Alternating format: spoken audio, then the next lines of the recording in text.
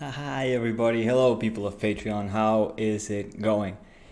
Man, I've missed you guys. Like, truth be told, it's been a long time since I made a video specifically for you guys. And I feel, first of all, I want to say thank you.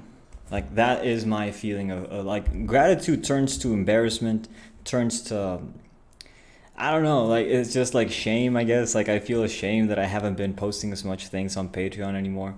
And it's a damn shame because I really, like, honestly, now, like, if we're being honest, like, it is the main, like, the fixed source of income. Like, if it wasn't for you guys, I wouldn't be able to afford this space. And without this space, I wouldn't be able to do the things I do, the workshops, the classes, the diagrams, whatever the fuck. So, it's been a crazy last couple months, and we've been giving, look at my hair. I've been going through all kinds of nonsense, right? And a lot of workshops I've been giving, but this is not a blog. This is meant to be a little class. So I want to take you through a lot of the lessons that I've been giving. I want to take you through what they mean to me. I want to take you through some of the basic ideas that I find very, very significant. I think that you will enjoy them. So without further ado, here is today's class. We're gonna try and keep it also on the within the time frame, so I don't want to span this out a little bit too much. But yeah, just from the bottom of my heart, like, really thank you. So I want to do this video for you guys, and then I want to do a series of videos just covering a lot of the designs that we've been seeing and just having them up on YouTube, but of course sort of doing an early access for you guys, so it's like a week or a month before, so just like make many videos, put them up on Patreon, and then gradually be giving them away to the YouTube public. But just having that on the thing, and also Spanish has to be done, and then English, and then back and forth and back and forth. But it is what it is. Let's just get right into it. All right. So I have here my little piece of paper. So the first exercise that I want to take you through, I want to take you through the axioms, if you don't mind. Like, that's my thing recently, the axioms, right? So the first axiom says that if we have 2 points, there is a line that connects them. So what I've been doing with this exercise is actually quite interesting. So here's how it looks for me, like as I've been sort of playing along with this idea. So I start by actually folding these two lines like that. And then I begin to actually draw points, sort of like doing a little zigzag, almost like taking the concept or the where it's going, sort of anticipating where it's going to do. So I like to call this like the thunder. So it goes like 1, 2, and then sort of goes up and down. And I can make this just be whatever I want it to be, but it just has to follow through on this like thunderous way, right? Like a zigzag. And of course the idea is simply to connect points by folds. Now, of course, like, in and of itself, this isn't doing much. I mean, it's still like, it's doing something, like something's wanting to happen here. Something is meaning to happen here. So what I like to do in this stage would be to finalize, for instance, this fold. I just simply take it down to the edge, like that. And now this I can take down and then to the edge. Set an angle and then over to the edge. So I had a revelation a couple days ago, about a week or two ago, where I just started like actually just folding freeform, and it turned out great. It really did. So at these 2 points, like these points that are facing this way, we're gonna draw lines that sort of dispel or go down this way, and this one is gonna go up. So we're having 3 degrees of freedom to each point of these. Now, nothing is stopping us from actually just going at an angle, but let's try and keep it like relative to this line, almost like it's perpendicular, almost. It doesn't have to be though. And you can take this as far as you want, but it just has to be there. Like from that point, it just has to go out into some randomness that way. And then this one goes that way, this one goes this way, and this one goes the other way. You might notice that I didn't fold completely, and that is because I can still do some more selections, maybe put in another 2 points and then have the thing go out and back again, sort of like a mirror copy of this of this intention over here. Maybe. So I can select that point, select this point, that point, and I can connect them. I kind of want to wait before I connect them, because the thing that I've been also working with is sort of adding folds and then trying to activate it by itself, you see? Sort of like moving it by only the mountains that I have here, and then naturally this sort of shape becomes apparent, right? Like it wants to do this almost, like just with the information we have, the thing is already activating. So I can see some intention going down there. So what I would do in this case would to actually turn it over, and I can see that the paper kind of wants to do a little bridge there, so I give it that. So it's important that I turn it over though. So I give it that little bridge that it's asking for.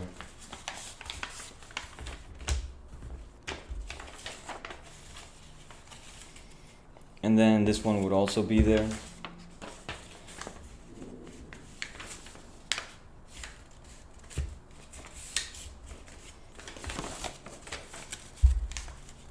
And this apparently is going to be a mountain that I missed.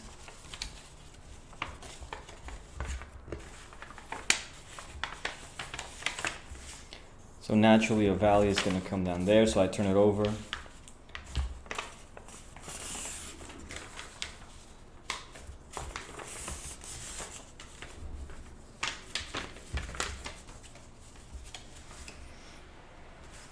You can kind of see where this is going, I think.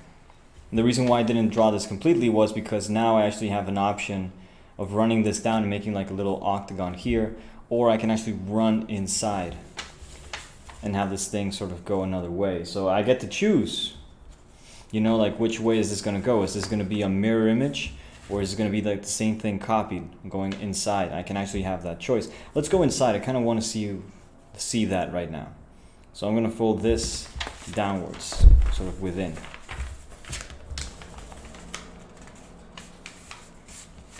Doesn't have to be the exact angle too, which is interesting.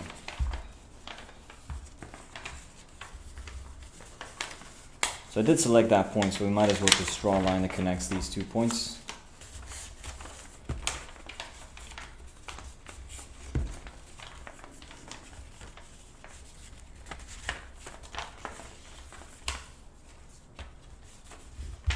Now, the interesting thing about this also is that in order to keep with the compliance of this thing, this is going to have to change into valleys if I'm going to do it this way. So if I choose that this mountain goes this way, then this fold has to be a valley, because otherwise the mechanism doesn't make sense. You see that I try to collapse it and this fold is not doing anything. But if that fold were a valley,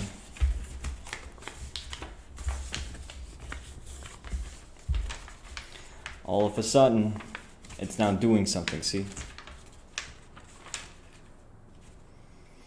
Whereas if I actually fold it down, it would give me something else. I think it has to do again with the degrees of freedom. So we have like these valleys coming in, and we have these 3 valleys. Mountain, valley, so a mountain might come out of there.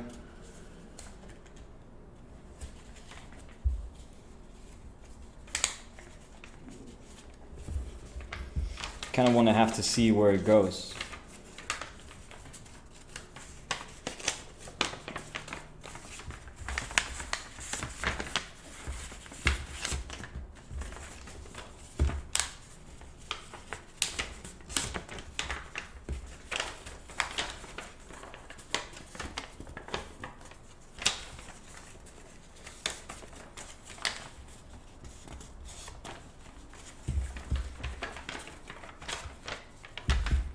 I'm just missing this value that goes down there. Now, because these angles are not necessarily being sort of calculated or done in a specific manner, there is no guarantee that this will be flat foldable. Actually, it's pretty evident that this will only not be flat foldable, but it actually is going to have all sorts of riggedy weirdness, which can be compensated. Like I can add some new folds and change some angles so that this actually works a little better. But it's interesting that it doesn't need to. Like the mechanism is still active enough that it retains some 3D-ness, right? Like this thing is already like, you know, it's standing up pretty much by itself, even though it's opening up also quite a lot. But the implications are interesting to me. It's interesting that, namely, we can just do anything. That's the main sort of takeaway for me, that we can do anything and have it work, as long as we follow the principles. and we can have all sorts of games that we play, all sorts of points that are connecting by folds. And it's just about following the intention of the thing, sort of the mechanism, sort of slowly activating it and seeing where it wants to go, depending on the movement that we want to simulate. I'm missing one fold over here. A fold that goes off into nothingness. So I think that this exercise is pretty significant. It's just very simply just putting points on the paper and just sort of putting them together in such a way that we get this game. We started with these. Let me turn it over a little bit. We started with these, and then we added in these and sort of then connected them based on the way that this moved, the way that we wanted it to have the in Spanish it's called relieve, which I think translates to terrain or something like that.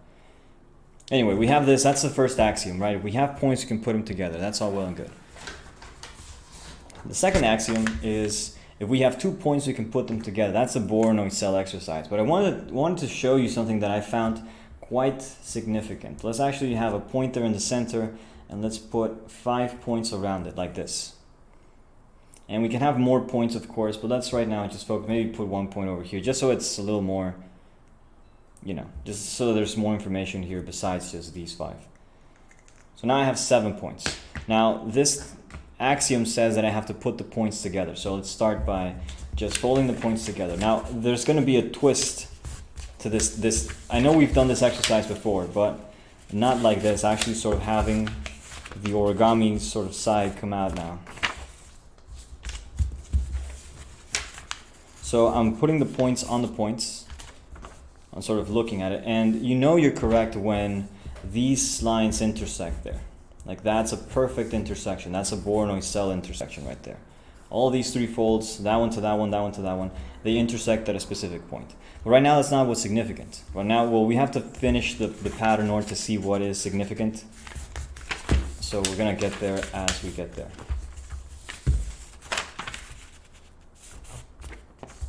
Another of those beautiful intersections.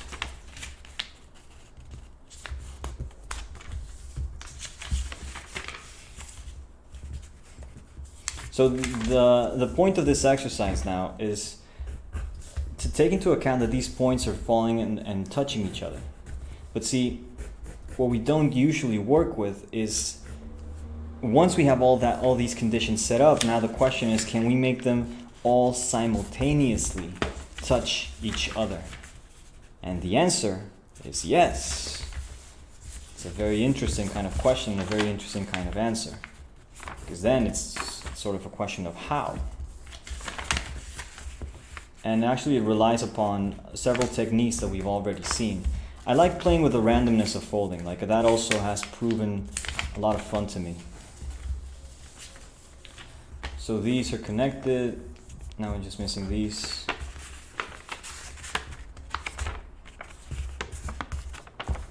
You can use the backlight, so you can always like just lift the paper up and put the point on the other point. But here I can clearly see them because the ink bleeds. So I can see them pretty clearly. So alright, so let me tell you. So I've been giving these workshops to several, you know, it's been a couple months since I updated you guys on what's the what. So it's been several workshops that I've given, it's been several classes that have been completed, and like it's all there. And this one is definitely my favorite of all the exercises that I've done. So we have a Voronoi cell arrangement, right?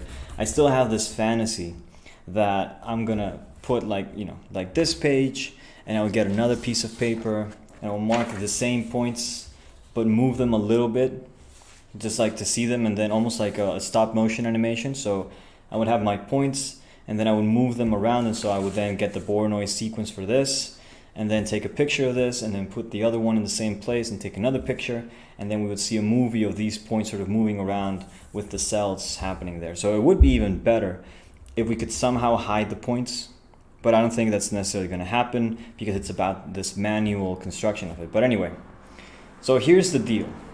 We want to have all the points touch each other simultaneously. So what we're going to do is actually make a twist around each Voronoi cell. So the way that works is I'm going to fold this one first. Let's say that I'm putting that point. I'm going to put 2 points at the same time. So it's going to be this one and it's going to be this one. So I'm going to put these two at the same time. So I fold that and I fold that other one. And I'm going to use this line as a third degree of freedom. Not third degree, I don't even know what that is. But like this trisection thing, this 3-point structure, like that point where just the cells are connecting. And then so both points are touching, you see? That point is touching the point as that point is touching the point. And I keep this folded in, and then I turn one way, and then I turn the other. And I don't have to do like a complete fold, I just have to see it goes from that vertice towards the point. So I can even make my life a lot easier just by taking this into account. I can see that I have to do a fold that goes from that point to the vertice. So I can do this move on all of them, or I can simply just connect with a mountain from the vertice of the cell to the point, like this. What is fascinating is that these shapes are copies of each other. See, I'll show you what I mean.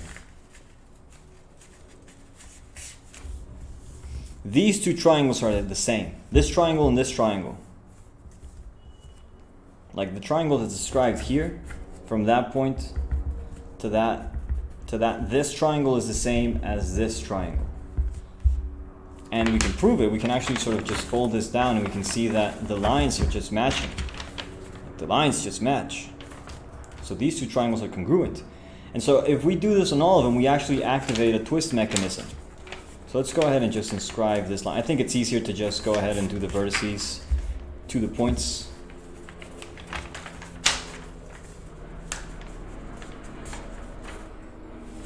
Now the question, and it's a good question, what do we do about these that go out into forever? I say that we actually inscribe them from the forever point. So the point that it makes contact with the edge, that's where this line would be going.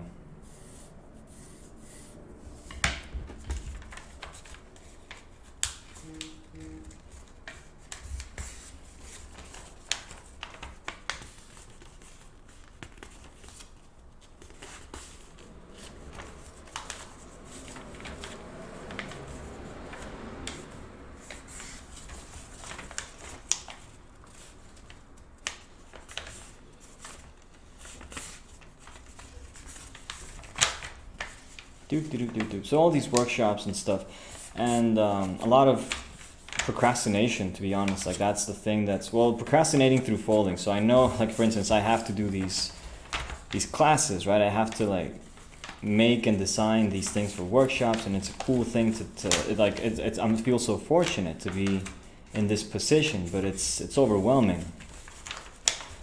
Because it's hard to convey a lot of these ideas, but that's the challenge. See, that's what it's about. That's why it's a job. But I just get to folding a lot because I want to break down these lessons into their bare minimum, the bare bones.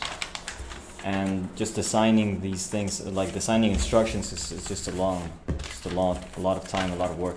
And I'm not trying to complain here. I'm just trying to let you in on the loop. But I think I'm just making excuses for myself. But the way out is through. I know this. So I know that if I just get back on the horse and start to do videos again, and just do them, then it'll get easier as I do them. Also, this is pretty repetitive.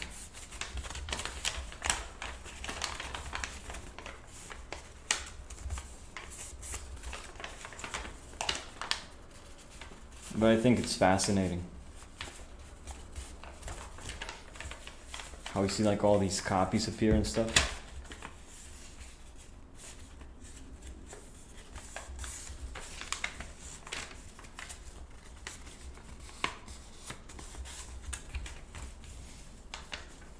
Okay, it seems that we're only missing these.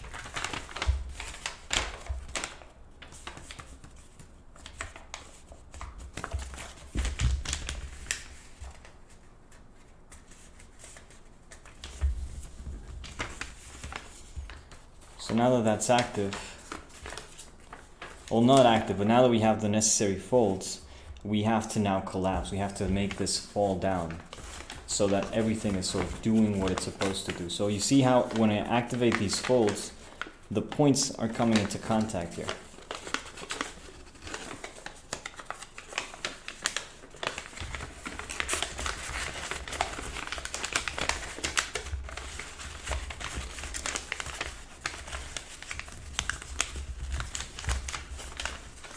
Some other folds might come into play. For instance, here I'm folding this, but now because of the nature of this, like some folds are going to be like not enough in order for everything to be flat. But all the points are touching, so now I can actually let's just add these folds. Well, no, because it is, if I activated these, then it would work? No. Yeah, actually it would. Well, I mean, somewhat. Because of this little guy lifting the paper, like, you know, it wants to add some new folds to it, like it wants to, but I'm not letting it. It's all going to be just the folds that I have, and that's it. But all the points are touching at the same time. And this thing is like a twist. Several twists, actually. Like all of them are just twisting and falling down on the point. And I think this is pretty cool, because then also we can play onto which face is the one that's exposed. It can be this one, so it's like all of them are falling on that face and that point. So I've only done this with like very little resolution, just like on these small units. So I think this is also why it's significant to work with this small scale first. And just to try and, you know, test our hand and try it out. See what works, see what doesn't. For instance, I find that these points at the edges are the most difficult, because they naturally are going to need like this little guy to fall down in order for this to work, you see. Because it's just vague, it's like what else is over there. But if we added more points that are sort of to have contained cells, then it would look even better. As you can see, we have only one contained cell in this example. The rest of these are incomplete cells. They all sort of use the edges as context. All of them except the center one, but still it shows the point. This is also why the folds here at the edges are sort of wanting to trail off. If we instead have all these units that are complete and like, you know, working, then I theorize that this unnecessariness wouldn't appear. The unnecessariness, Jesus Lord. But I think this is a cool exercise. Like honestly, like this is turning out to be one of my favorite exercises. Just to witness like the power of origami combined with the Voronoi cells and how much, you know, they're playing a role here. Namely because of this fact that we can find these triangles being made up. Like this triangle is the same as that triangle, and this facet, this fact repeats across each of these cells, and that's what makes a Voronoi cell a Voronoi cell. It's made up of all these similar triangles, which I think is just fascinating. So we have that Voronoi exercise. So that's the second axiom. There's 7 axioms there. Third axiom is we have a point and a line, then we can do a fold that goes through the point and is perpendicular to the line. So I have here a ruler, actually let's draw the line. And let's draw the point. Now for this exercise, we're going to do a fold that makes the line fall on itself and goes through the point. So I have here my ink. Again, the bleed is going to help me. And we do this. So this is the axiom that is used in order to make rectangles. So we wanted to make a rectangle, random rectangle. We just use like a point, which is usually where the angle is going to meet, and we draw a line. But now for this exercise, I'm going to use this line as a sort of guiding post or whatever. I'm going to make many lines fall themselves on this. So in a way, it's as though I'm finding out where this point, it's sort of making new points down the line. So just imagining that I'm repeating this process in a way. That's the exercise for this one. So just make the line fall on itself several times, as many times as you want. I'm going to make it fall just one more time. And what's cool about this exercise, I call this a Yoshimura generalized exercise. And so we have these parallel lines coming in at irregular frequencies. Of course, if we had just regular frequencies, it'll all be the better for patterns, for terms of tessellations, but it doesn't matter. So now we're going to sort of repeat this process, but now on one of these. So now I'm going to use this line, and I'm going to make several lines of these fall on themselves. Of course, I'm going to fold the line that I drew, applying the 8th often disregarded axiom. So I was doing research, right? And there are, of course, the 7 axioms we all know, but then there's a 4th one that's proposed by this mathematician named Jorge Lucero. I think he's from Spain, but I'm not sure. So what I'm doing here again is just random points, making the line fall on itself. I'm rotating it down because it's easier for me to fold that way, and I can see that the bleed is working, etc. So he talks about how if we wanted the axioms to be complete, we would have to include the fact that if you have a line drawn, you can fold it. But people don't talk about that axiom because it's so unnecessary, so weird, so esoteric. Anyway, we have this grid of parallelograms, right? So the idea for this Yoshimura sequence is now we're going to draw lines that cross sort of like from one diagonal to another. So let's say that I'm going to fold this diagonal in the opposite state. All of these are mountains. So I'm going to fold the following lines that I'm drawing in as valleys. So I'm pretty much just going from point to point to point to point to point. I'm not drawing straight lines. It's not a straight line. It's just a segment, another segment, a segment, another segment, a segment, and so it goes on and on for that. So let's do the ones we have enough information to complete, and the rest of them we'll do by just sort of, let's say, autocomplete. So, we could, if we wanted to, I should have drawn a line going through that point, but I didn't. But we can actually mark these intersections with points. Maybe that'll make it easier for us.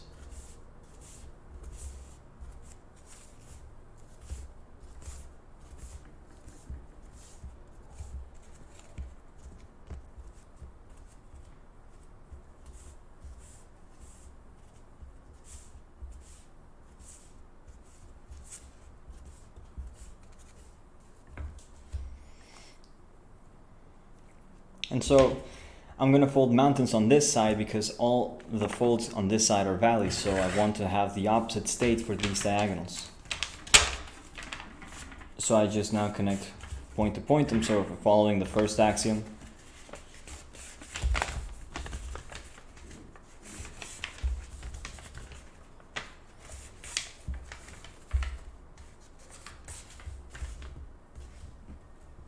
And now the rest of them get this treatment to 2.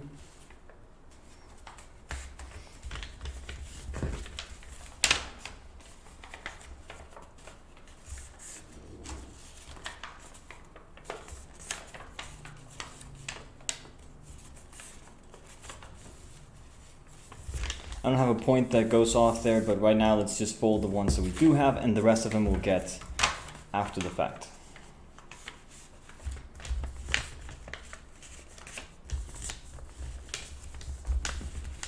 So I was giving this, not a workshop, but the day that I discovered, or rather that I liked folding just random points and random lines following the axioms.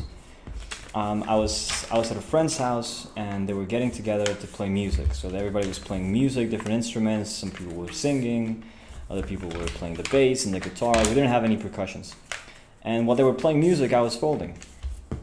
And while I was folding, I kind of was just, I had just given a workshop on the axioms, and I sort of just started playing around with them. And then all of a sudden, it was due to the folding mechanics workshop, really. Like, that's the one that just, that's been on my mind so much, so much. I haven't stopped thinking about the folding mechanics workshop for the Princess School of Traditional Arts.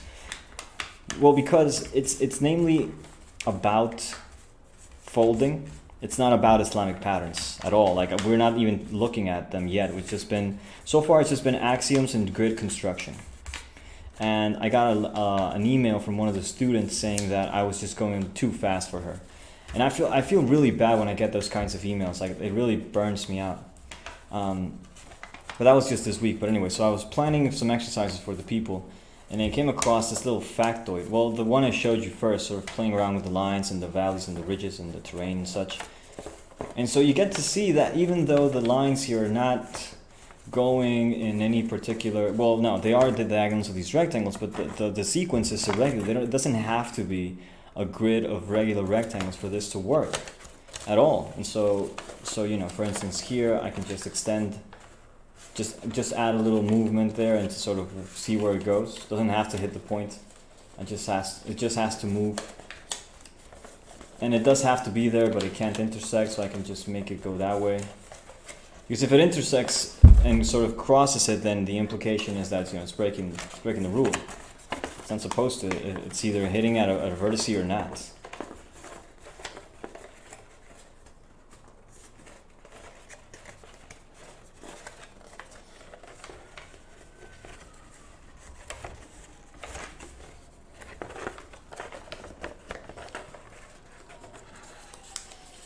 So this is a randomized Yoshimura exercise. The idea is that we can make a Yoshimura pattern from any random assortment of points, and we can use the third axiom in order to have just a very structured kind of sequence.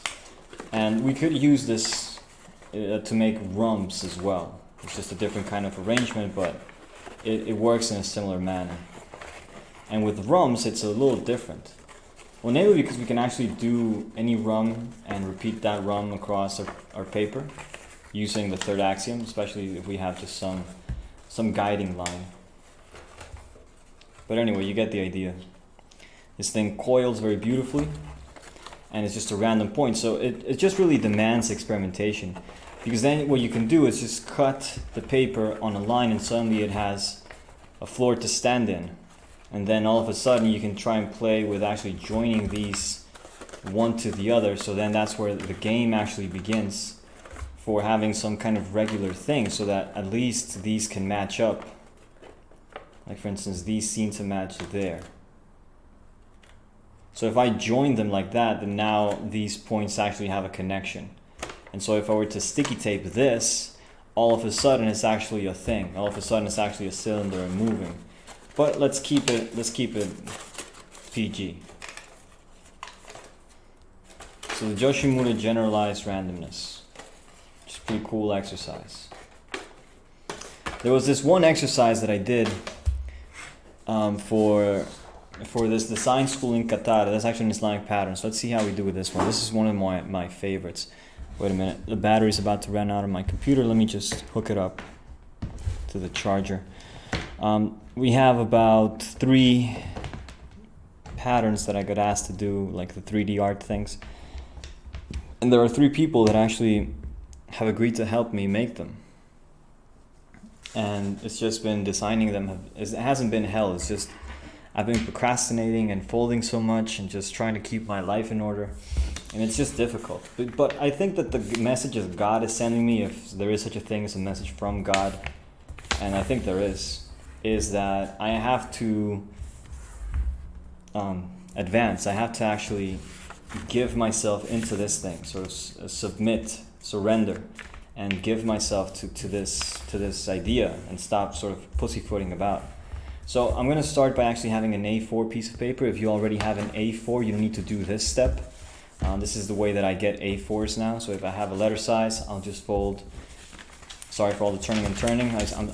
People get mad at me, dude. I start by folding the square and then bisecting that angle. And the idea is that where this point hits, I'm going to draw a line just straight down.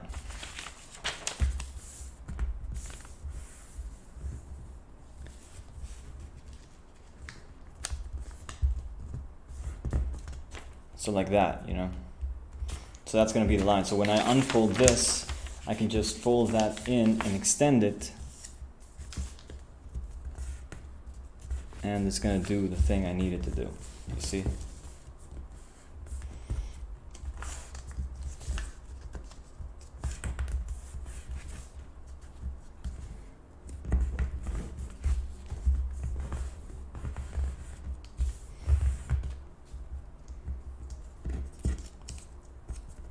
So I've been looking for hiking trails near the studio, and I found one that's beautiful, just wonderful. You get to see the sights, you get to see the mountains.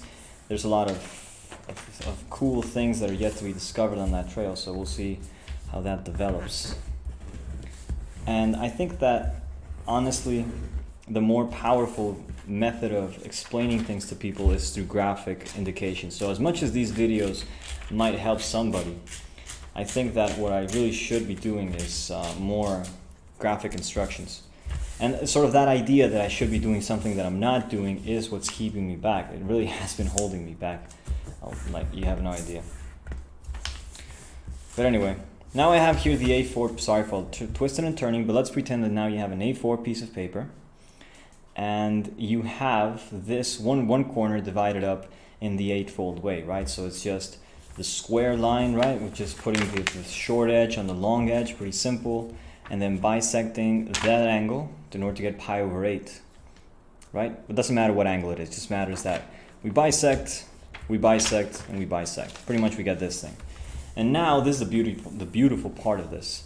We are actually going to find something that's, so it's sort of like a fish base, sort of. So here's how that goes. We're going to fold a square reference here. So I'm going to take this edge, this short edge, and place it on this long edge. So it's almost like a copy of it. Now in the A4, it just so happens that this will hit where that division goes. Right? In the A4 paper, this line intersects perfectly with that one. And further, something interesting happens here. We have another intersection happening right there. So if we actually combine this bounce and then sort of bounce this out, we're going to get an incomplete, but it does fall naturally. So here's how that looks. So we want to have this edge sort of fall on this line, like this. And it's going to go through that point. So it's this edge onto this edge, like that.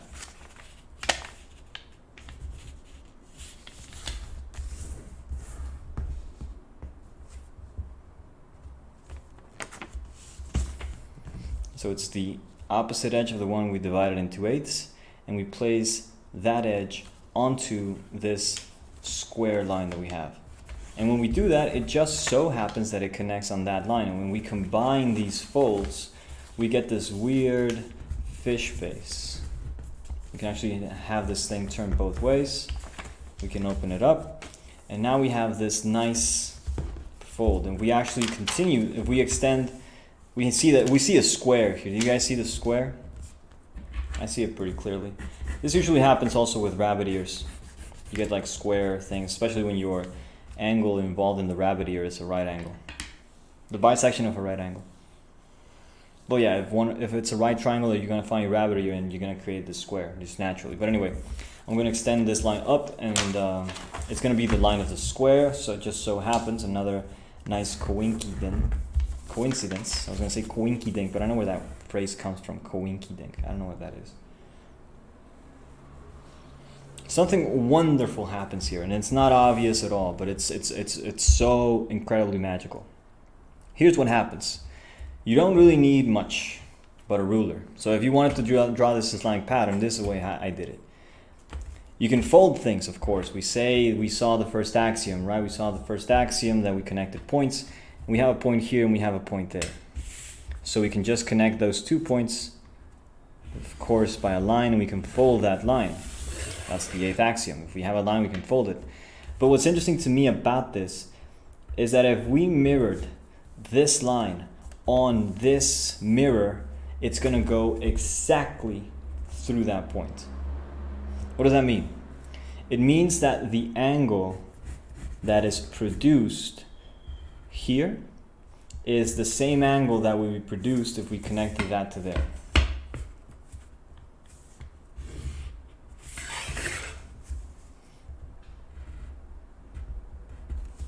These two angles are the same.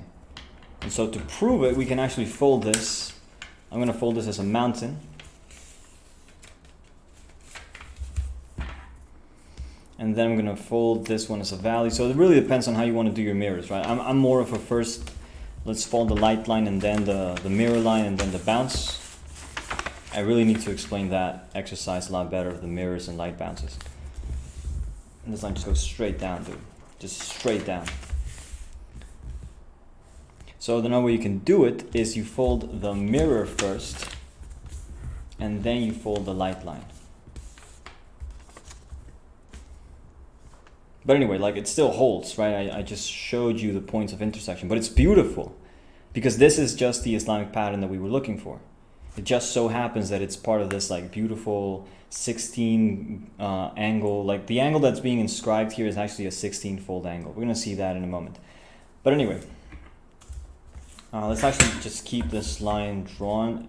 I think it does go fully, if I'm not mistaken. Like that. And so here's what I've been looking at. We really don't need much to draw an Islamic pattern but the lines of symmetry. So if we have lines of symmetry, we can pretty much do anything. So for instance, if I have this line that goes through that point and I know that I like it and I don't want to copy it, how do I go about it? Well, I can start by folding my line of symmetry, that is the point and the line on which the point that goes, the pattern goes through is in, meaning this line. I know it's a lot of words.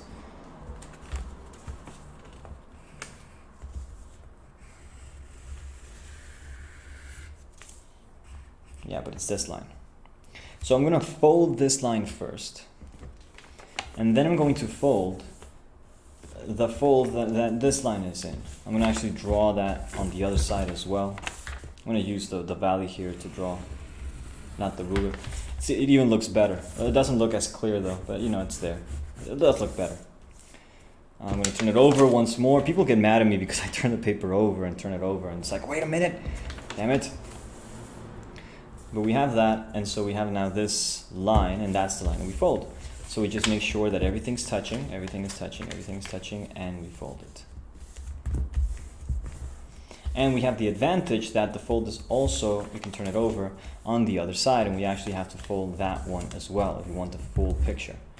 So we fold both of those, and then when we open it up, we have the full line.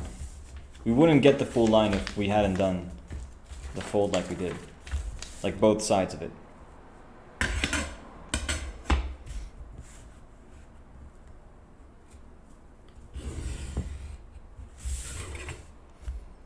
So we have this.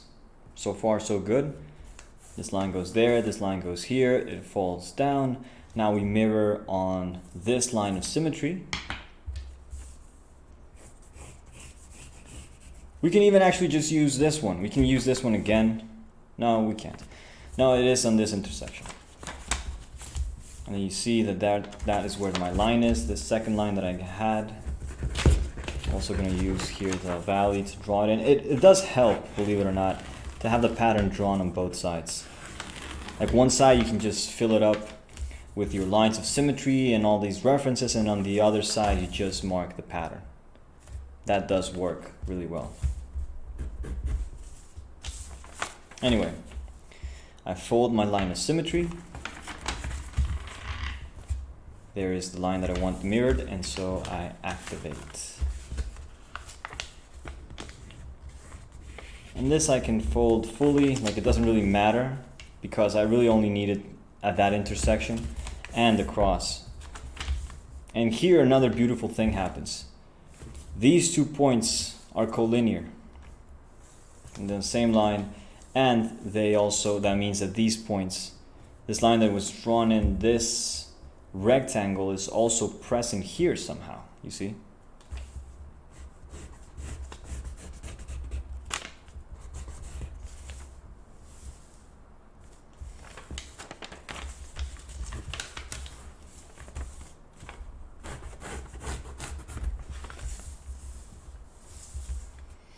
So now we want to mirror this line on the symmetry line again.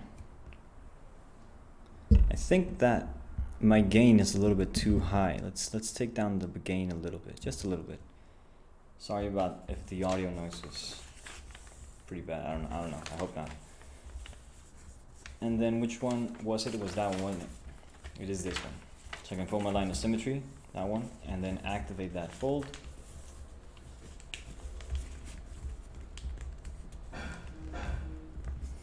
And again, like there are several ways you can do everything. You don't have to be constrained to one way. But here's the thing. All you need to really know is that there are going to be points that are just going to be intersect. and you can draw lines on them and then fold them. So you don't have to do all this gobbledygook, this back and forth things. All you need to take into account is that this pattern has intersections here, here, here, and up top. And so once you have one point, for instance, then you kind of know like, well, that's going to be a line. And here you can see also that they are intersecting on this line. So points come up, and then we get to keep those points. The last thing we need to do is just find where this thing is happening here. So we can actually, and this is quite astounding to me, we can return to this sort of like the fish thing, the fish looking thing. And then here, just by virtue of this, we kind of see where the angle is at. It's right there, you see? Just copy that on that line. And it's going to be that same angle. You can just either extend it fully or not, doesn't really matter.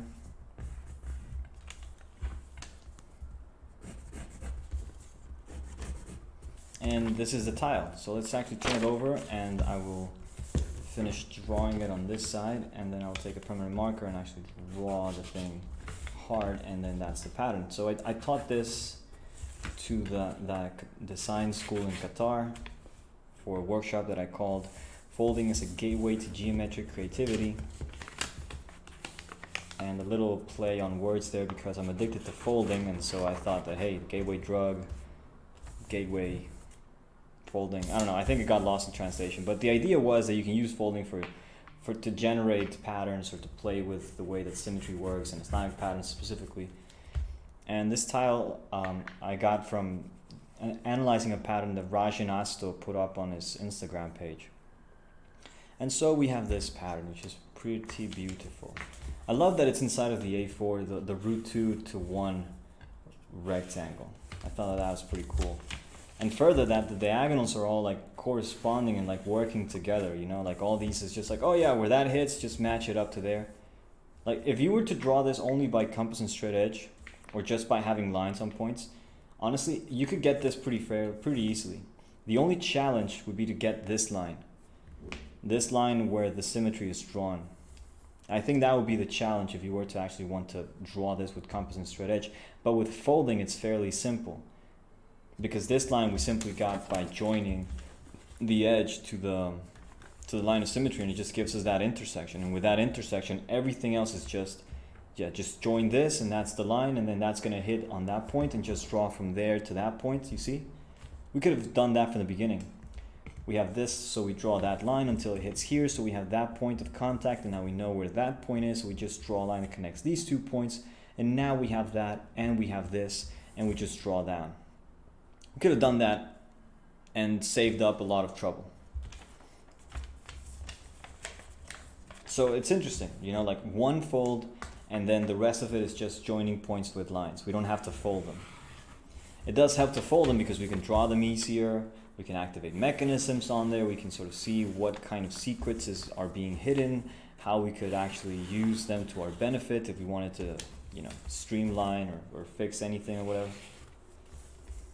So how I taught them also was, you know, just getting this tile using these relationships and these points, but then sort of minimizing the construction. So that means that we would fold this rectangle up in half, and then half again, and then half again. And on the rectangle you got, we just used some points of references and built this design on that smaller rectangle, and then cut it up. And so the cut is going to go through all the layers. And so you end up with this cool looking, you know, an actual Islamic tessellation, which was cool. You know, from an actual just normal piece of paper, you get all these weird relationships. So that was fun. So this one was a highlight for me. Now, time is running out almost, but I wanted to teach you. So the fourth axiom is pretty much just a bisection axiom. The fourth axiom is what I like to call the mountain technique, the double mountain technique. And the idea of the fourth axiom, I'm not even going to go into it, but the idea of the fourth axiom, I'm going to use just another piece of paper. The idea of the fourth axiom is, if you have, let's say that we have this line, and you have just a random ass line just somewhere just going down, just across, there is a fold that puts that line onto it, like this.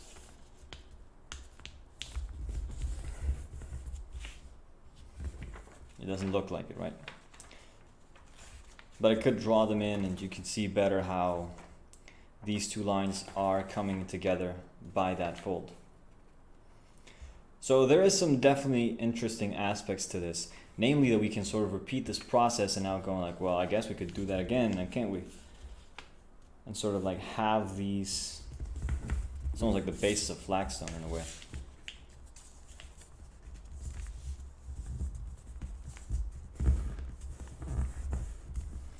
You know, we can move things that are away, we can put them together through this method. I guess, well, damn, I'll be damned. Because we could, in theory, just make more cuts like this, and damn, could we? I mean, of course we could just do them if they don't intersect, but what if they do intersect? What if this idea actually intersects? Would it? I'm curious now, I kind of want to do it. And we get to have this little cool looking thing. I'm very curious now, like what would happen if we had a channel sort of cutting through this? You know what I mean? Like if we had a line that just cut this way, what would that do? Well, this started with two lines, and we kind of got the middle sort of by inference, so like this line, right? Oh no, that was the fold that we did in the beginning, or rather the fold that we got through the axiom, because we put two lines together. Okay, so let me actually just draw the selected lines. So I think I'm getting lost. Let's see. So my selected lines that I folded together was this one and this one. And that gave me this middle one, which then I used the lines. I used that one as another line and sort of repeated this process on that center line.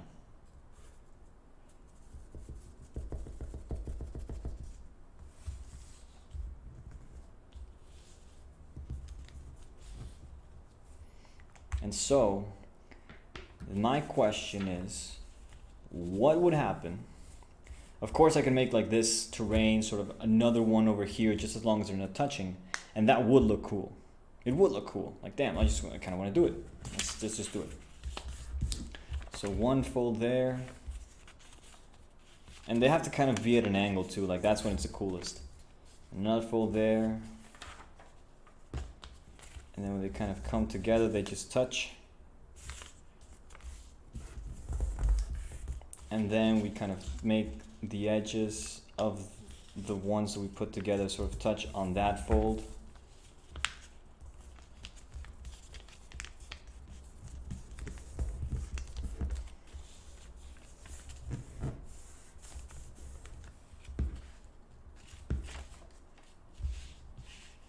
Right, so we have these two terrains. I thought I had no exercise for the fourth axiom, but it turns out that I do.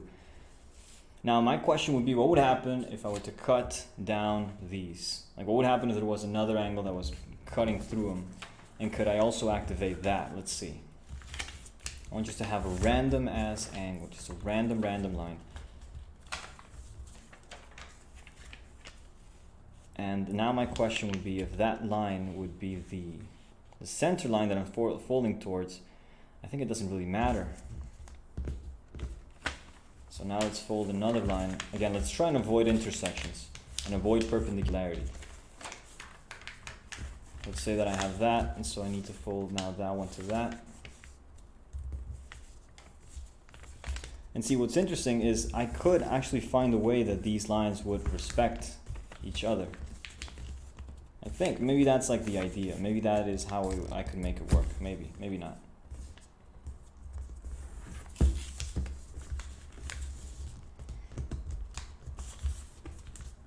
I think I also did it on the wrong side too.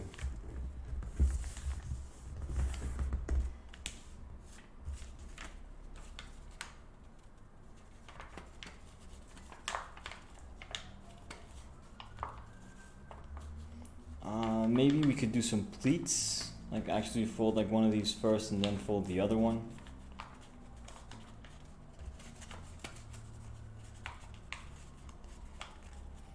Yeah, again, so maybe there is such a way that we can actually make these connect, because as it stands now, the lines are not falling on themselves.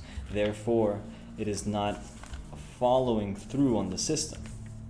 It's almost as if the question was more as, don't just add a random channel, rather have what you want to sort of work with, which in my case was this, fold it up first and actually leave this folded and pretend that this is like your full piece of paper, like this is what you're working with. And now here we repeat the process. Sort of having like this line.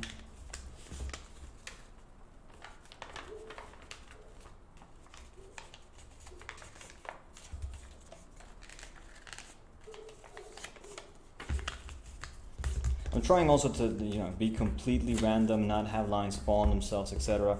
Which, maybe that's not the best way to go about this, but so it happens that that's what I'm doing.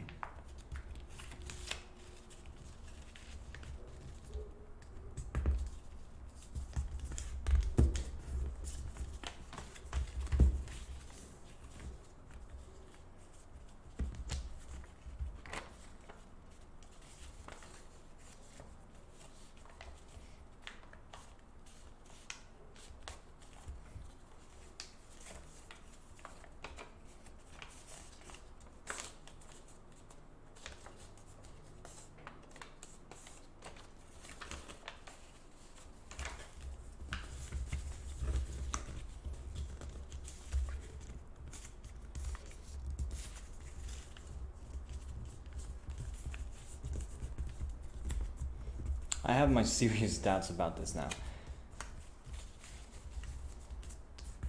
I'm not even sure I'm using the right folds here.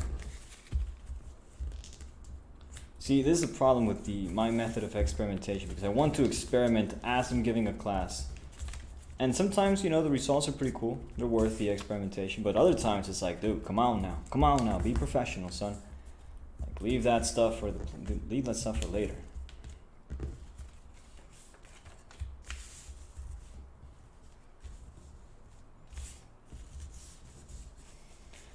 So I guess it is kind of interesting that it does work. Like, it does do that same sort of thing, that bridge there. So now my question would be, can I actually activate them simultaneously? Oh damn, no, I definitely need to do this on a clean piece of paper, because I don't know what this mess is. Well, yeah, no, damn, dude, like, it's interesting because of the way that this is folding. Damn. Fuck, I think it would work. But I did it the other way, damn.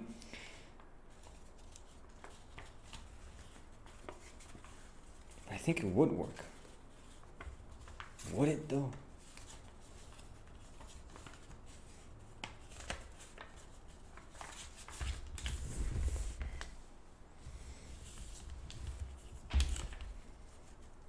I mean, I'm almost tempted to try and activate that same fold without the crease that led me to it, and then activate the other crease that's sort of there by implication, and then sort of doing that as a pleat, and then sort of having this thing coming in between, but not really because it's being lifted by the fold, etc.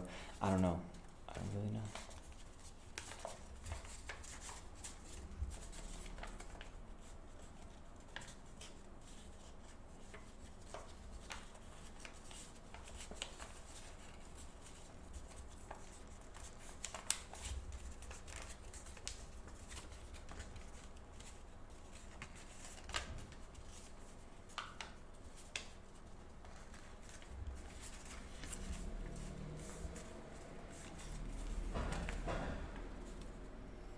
I don't know, kind of interesting, but I guess not necessarily pointless, but yeah, definitely a weird exercise.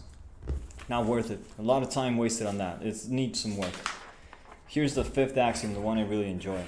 I call this the circle axiom. This is where we're going to stop. We're already at an hour, but this is where we're going to stop because I think this is just too beautiful not to show you guys. I have a line. I have 2 points.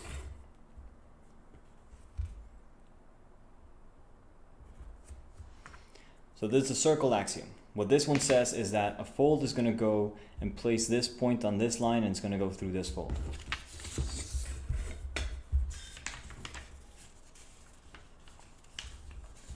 Well, I'll be goddamned. It doesn't work. Like there's no this point is not in the circle. Let me put the point a little bit further. Well, I guess we could change it up, but no, I want this to be the center. So ignore this point. No solution. Like that point is simply not in the circle.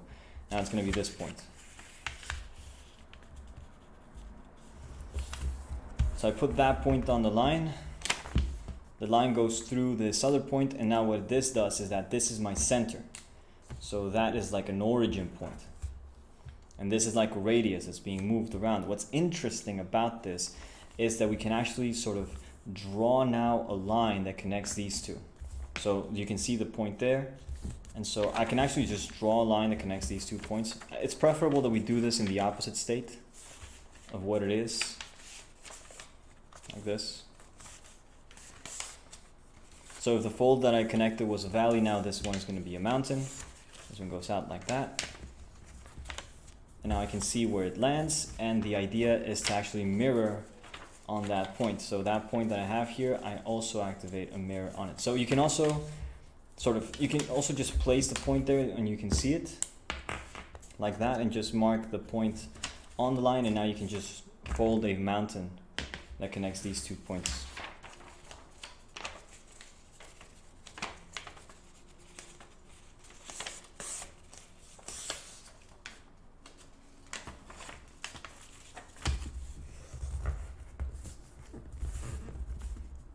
What's wonderful about this is that this is all circular. Like these 2 points are on the same circumference. This point and that point are on the same arc. Well, yeah, on the same circumference, and that's a circle. So what's even more interesting is that we can do a bounce on this and make like star patterns and shit. And the way that would work is we actually would need to fold this down. Let's add another variant to this. So we can just add from the origin point, just add another valley. You can really go anywhere. Like we don't have to mind anything now.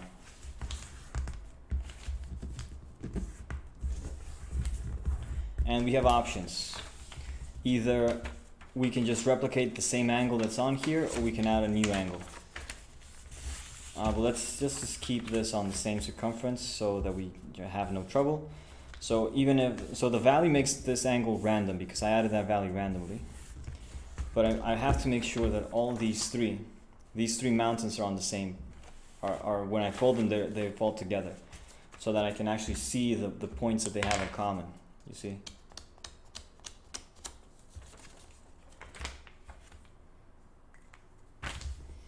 They have these 3 points on the same circle. So if I add a line in this opposite state that just cuts through this, so I make sure that it goes through the point and then it just goes and hits here, because it is in a circle, I know that wherever that hits, that's going to jump back to the other point. Now the question here is, where does it go down? Like what is the angle? So we actually need to construct first this line. It has to be in the opposite state. So if this is a mountain, this has to come in a valley form. So I can kind of see it in the back there. So I'm going to just fold that. Again, very important that you go through this point. However, there is a workaround, a fairly simple workaround. And we just fold everything like that. And we just make sure that a fold goes through the point in question, and we just fold it. And yeah, of course, it's going to change from the one I drew because I didn't focus on that, but it does give me the fold that I needed.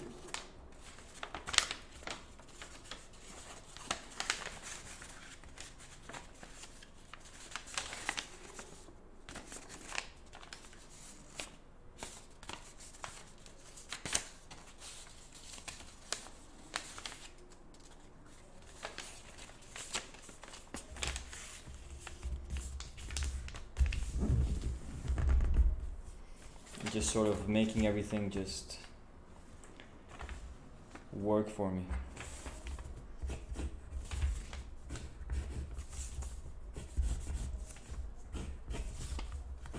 I can make these star shapes. Now what's even cooler is that I can make another one and sort of have this be a little pattern. So for instance, I can just extend this line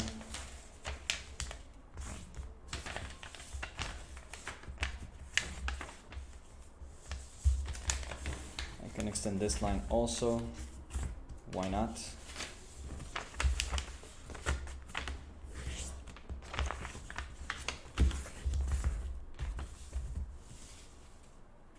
And now I can actually find, if I wanted to, another point like this one that is sort of meeting with it. For instance, I can find just a random mass point there.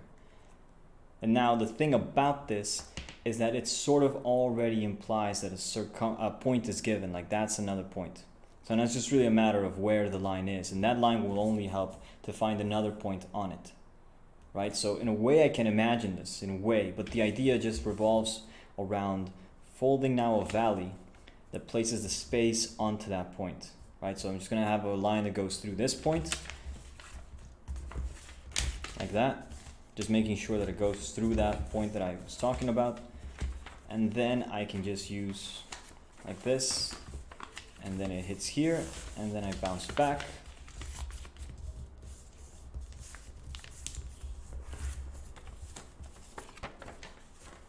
And so now, for instance, here I just have one single layer, and I can just draw that there.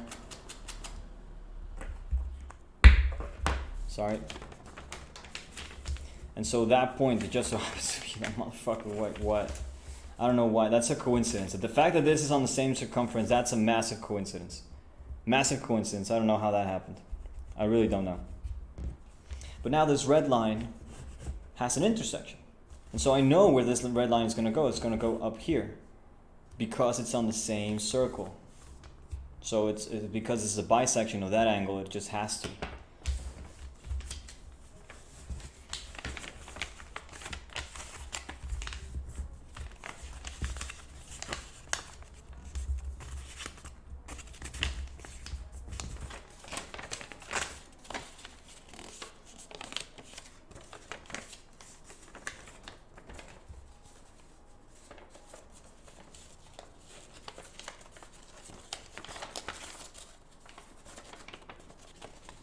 Now some patterns are prettier than others. They have more, of course, they're planned ahead and they actually have things that work. But this one is just a random assortment of points in order to make these weird shapes.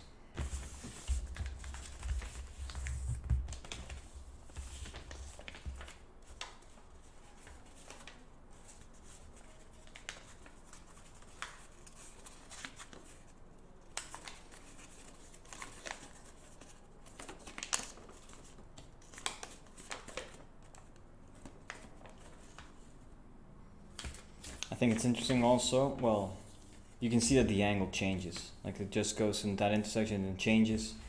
But it kind of gives us another circle. I think that would be a circle. It probably isn't. No, it's not a circle.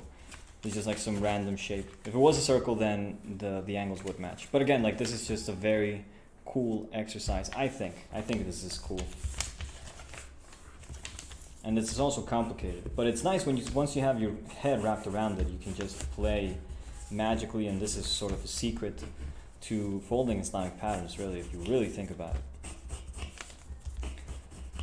Because this is what a lot of the shapes look like in Islamic patterns even.